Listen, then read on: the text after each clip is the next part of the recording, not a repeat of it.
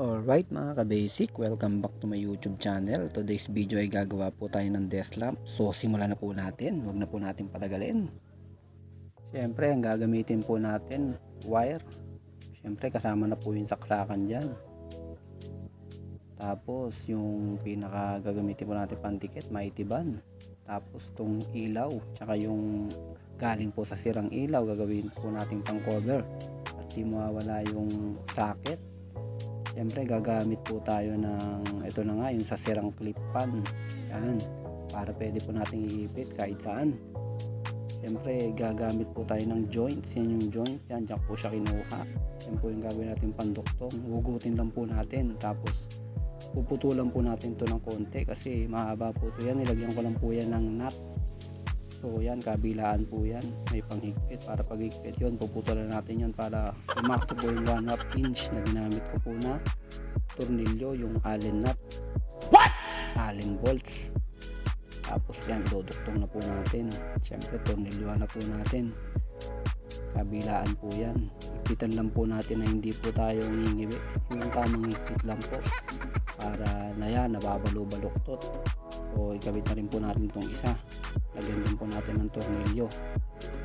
Lagay po natin ng tornilyo, shoot lang po natin maigi para pumasok po sa kabila. Pero syempre huwag po natin nakakalimutan yung nut. Yan yun po yung nut. Tapos matapos nyan, ihigpitan po natin. Pagkahigpit natin, okay na, ilagay na po natin itong wire.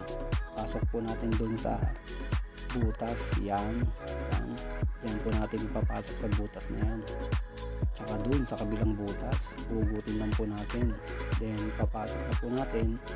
Yun, sobrang basic na basic lang guys. Tapos pagkapasok natin, syempre lalagyan po natin ito ng buhol. Yan, buhulan lang po natin ng isa para magiging stopper nya po. Yan, kita na po natin ng konti.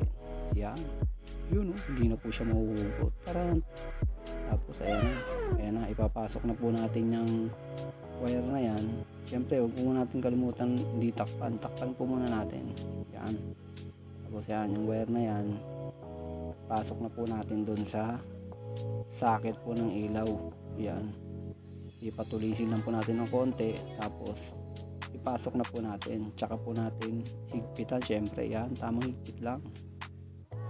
Yung kabila naman po, ayan, pagkahigpit natin, tamang higpit lang din po. Ayan, tapos siyempre isasara na po natin yan. Putin po natin.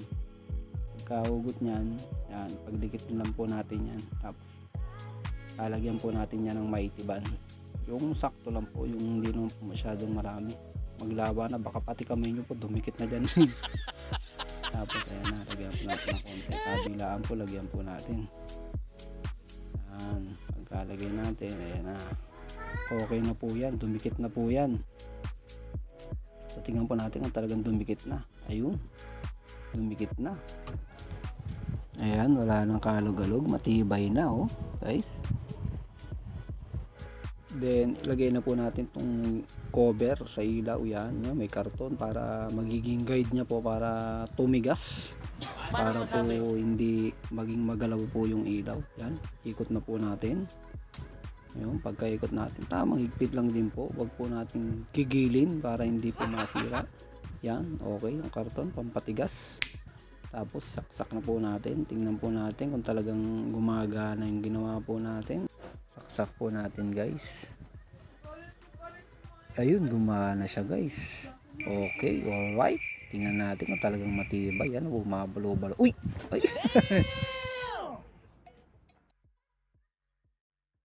So yun guys, okay na yung ginawa po natin. Yan, umiikot po yan.